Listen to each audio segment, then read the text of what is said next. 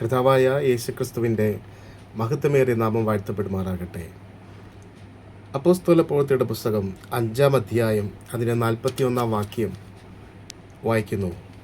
തിരുനാമത്തിന് വേണ്ടി അപമാനം സഹിപ്പാൻ യോഗ്യരായി എണ്ണപ്പെടുകയാൽ അവർ സന്തോഷിച്ചുകൊണ്ട് ന്യായാധിപ സംഘത്തിൻ്റെ മുമ്പിൽ നിന്ന് പുറപ്പെട്ടുപോയി. അപ്പോസ്തലന്മാർ ദൈവത്തിൻ്റെ വചനം, യേശുക്രിസ്തുവിലുള്ളതായ രക്ഷയുടെ സന്ദേശം, അവിടെ പ്രസ്താവന ഇതായിരുന്നു. 4-ാം അധ്യായം അപ്പോസ്തല പ്രവൃത്തികൾ 4:12. മറ്റൊരുത്തനിലും രക്ഷയില്ല, നാം രക്ഷിക്കപ്പെടുവാൻ ആകാശത്തിന് കീഴിൽ മനുഷ്യരുടെ ഇടയിൽ നൽകപ്പെട്ട വേറൊരു നാമവുമില്ല. രക്ഷപ്പെടുവാൻ ആകാശത്തിൻ്റെ കീഴിൽ മനുഷ്യരുടെ ഇടയിൽ നൽകപ്പെട്ട ഏകനാമം കർത്താവായ യേശുക്രിസ്തുവിൻ്റെ നാമമാണ്. ഈ നാമത്തെ ഉയർത്തിയത് കൊണ്ട് അവർ അപമാനിതരായി മാറി. അവരെ അപമാനിച്ചു. എങ്ങനെയാണ്? വചനം പറയുന്നു, അപ്പോസ്തലന്മാരെ വരുത്തി അവരെ അടുപ്പിച്ചു. ഇനി യേശുവിൻ്റെ നാമത്തിൽ സംസാരിക്കരുത് എന്ന് കൽപ്പിച്ചവരെ വിട്ടയച്ചു.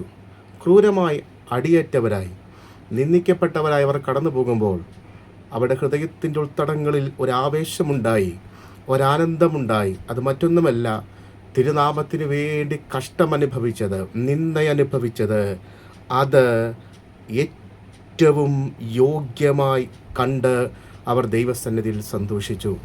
നമ്മുടെ ഈ കോട്ടയത്ത് കഴിഞ്ഞ ദിവസം ദൈവത്തിൻ്റെ വചനം പ്രസ്താവിക്കുന്ന ചില ദൈവദാസന്മാർക്ക് നേരെ ചില ആളുകൾ ആക്രോശിച്ച് പാഞ്ഞെടുത്ത് സുവിശേഷ സന്ദേശം ഇനിയും ഇവിടെ പ്രസ്താവിക്കുവാൻ പാടില്ല എന്ന നിലകളിൽ മോശമായ വാക്കുകൾ ഉപയോഗിച്ച് ആ പ്രസംഗത്തെ തടസ്സപ്പെടുത്തിയപ്പോൾ എൻ്റെ ഹൃദയത്തിൻ്റെ ഉൾത്തടങ്ങളിൽ വന്ന വചനഭാഗമാണ്, തിരുനാമത്തിന് വേണ്ടി അപമാനം സഹിക്കുന്നത്, അത് ക്രിസ്തുവിൻ്റെ നിന്ദയനുഭവിക്കുന്നത് വലിയ ധനമെന്ന് എണ്ണിയ ഒരനുഭവം.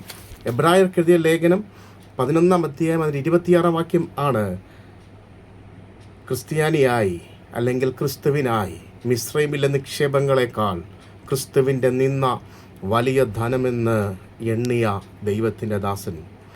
ഈ നിമിഷങ്ങളിൽ ദേശത്താകമാനം ദൈവിക വചനത്തിനെതിരെ, ശുശ്രൂഷകൾക്കെതിരെ പ്രശ്നസങ്കീർണമായ വെല്ലുവിളികൾ ഉയർന്നു നിൽക്കുമ്പോൾ ദേശങ്ങളിലും പട്ടണങ്ങളിലും തെരുവോരങ്ങളിലും നിന്നുകൊണ്ട് പരസ്യോഗങ്ങളിൽ ശുശ്രൂഷിക്കുന്ന ഒരു ദൈവദാസൻ എന്ന നിലകളിൽ പല ആളുകളും സുവിശേഷ പ്രവർത്തനത്തിനെതിരെ വെല്ലുവിളികളുമായി എഴുന്നേൽക്കുമ്പോൾ എൻ്റെ ഹൃദയത്തിൻ്റെ ഉൾത്തടങ്ങളിലും ഉയരുന്നൊരാവേശമാണ്, ക്രിസ്തുവിൻ്റെ നാമത്തിന് വേണ്ടി നിന്ന സഹിക്കുന്നത് അത് വലിയ ധനമെന്ന് എണ്ണുന്ന ഒരു വലിയ ക്രിസ്തുവിൻ്റെ സ്നേഹത്തിൻ്റെ നിറവ്. അപ്പോസ്തലന്മാർ അടിക്കപ്പെട്ടവരായി മാറുമ്പോൾ അവരുടെ ഹൃദയത്തിൻ്റെ ഉൾത്തടങ്ങളിൽ നിറഞ്ഞത് ക്രിസ്തുവിനോടുള്ളതായ സ്നേഹമായിരുന്നു.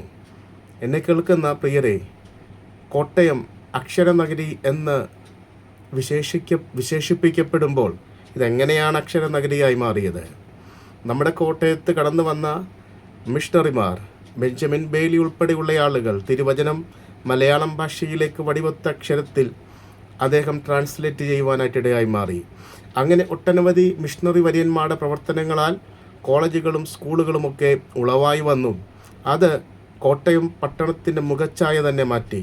വിദ്യാഭ്യാസത്തിലും ശാസ്ത്ര സാങ്കേതിക വിദ്യയിലും മെഡിക്കൽ രംഗത്തുമൊക്കെ ഉന്നത സ്ഥാനം നമ്മുടെ പട്ടണം അല്ലെങ്കിൽ കോട്ടയം പട്ടണം അലങ്കരിക്കുവാൻ നമ്മുടെ കേരളത്തിലും നമ്മുടെ ഇന്ത്യയിലും നിലനിന്നിരുന്ന ഫ്യൂഡൽ വ്യവസ്ഥിതിയെയും അടിമത്ത വ്യവസ്ഥിതിയെയും ജാതി വ്യവസ്ഥിതികളെയും എല്ലാം അതിൻ്റെ അടിസ്ഥാനങ്ങളെ തകർത്തുകൊണ്ട് സുവിശേഷത്തിൻ്റെ മഹത്വം, സ്വാതന്ത്ര്യത്തിൻ്റെയും വിജയത്തിൻ്റെയും സാഹോദര്യത്തിൻ്റെയും ക്രിസ്തുവിലൂടെയുള്ളതായ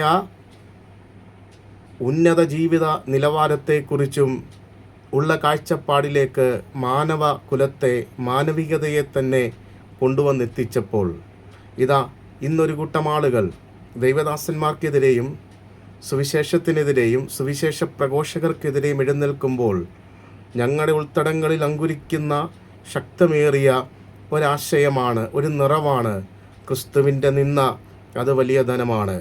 ഈ ലോകത്തിലൊരു ശക്തിക്കും ഇതിനെ തകർക്കാനായിട്ട് പറ്റിയില്ല.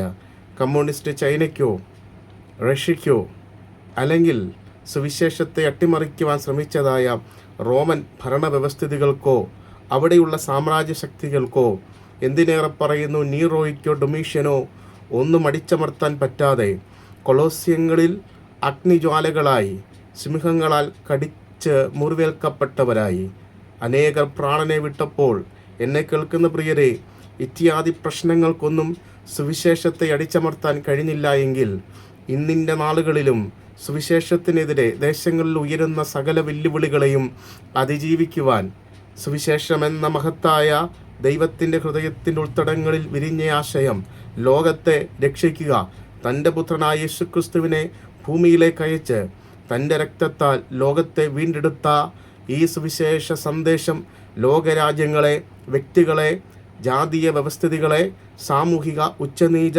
വ്യവസ്ഥിതികളെ, ഇവിടെയുള്ള ഫ്യൂഡലിസങ്ങളെ, ഇവിടെയുള്ളതായ ശക്തമേറിയതായ ഇരുട്ടിൻ്റെ വ്യവസ്ഥിതികളെ, അതിൻ്റെ അടിത്തറകളെ തകർത്ത് ഇന്ന് സ്വാതന്ത്ര്യത്തിൻ്റെ ജയഘോഷം മുഴക്കുമ്പോൾ ഇതിനെ അങ്ങ് ഇല്ലാതാക്കാമെന്നാരെങ്കിലും ഈ ലോകത്ത് ചിന്തിക്കുന്നെങ്കിൽ അങ്ങനെ ഇല്ലാതെയാകുന്നതല്ല സുവിശേഷം. കാരണം ഇതിൻ്റെ അകത്ത് വ്യാപരിക്കുന്നൊരു ശക്തിയുണ്ട്.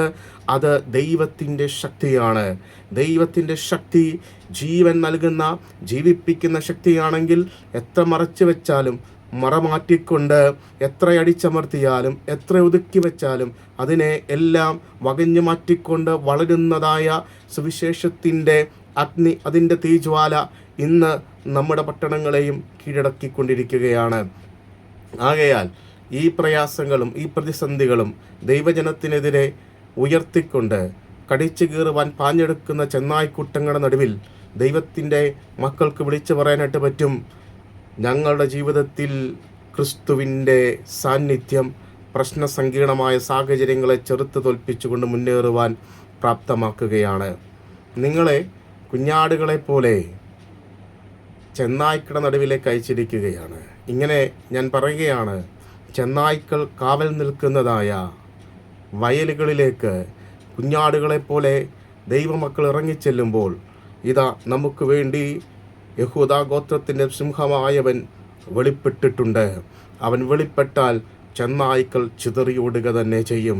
ആ അധികാരം ദൈവം നമ്മുടെ മേൽ പകർന്നിരിക്കുന്നത് കൊണ്ട് തകർച്ചയിൽ നിന്ന്, ഞെരുക്കത്തിൽ നിന്ന്, മദ്യത്തിൻ്റെയും മയക്കുമരുന്നിൻ്റെയും അസമാധാനത്തിൻ്റെയും ജീവിത സാഹചര്യങ്ങളിൽ നിന്ന് ആയിരക്കണക്കിന് ആളുകളെ സുവിശേഷത്തിൻ്റെ സത്യവെളിച്ചത്തിലേക്ക് നയിക്കുവാൻ നമ്മളെ ഏവരെയും ഈ ദിവസങ്ങളിൽ കൂടുതൽ ദൈവം ശക്തീകരിച്ച് പ്രാപ്തമാക്കട്ടെ എന്ന് ദൈവകൃപയിൽ പ്രാർത്ഥിച്ചും ബലപ്പെട്ടും കൊണ്ട് ഈ സന്ദേശം ഇവിടെ അവസാനിപ്പിക്കുന്നു.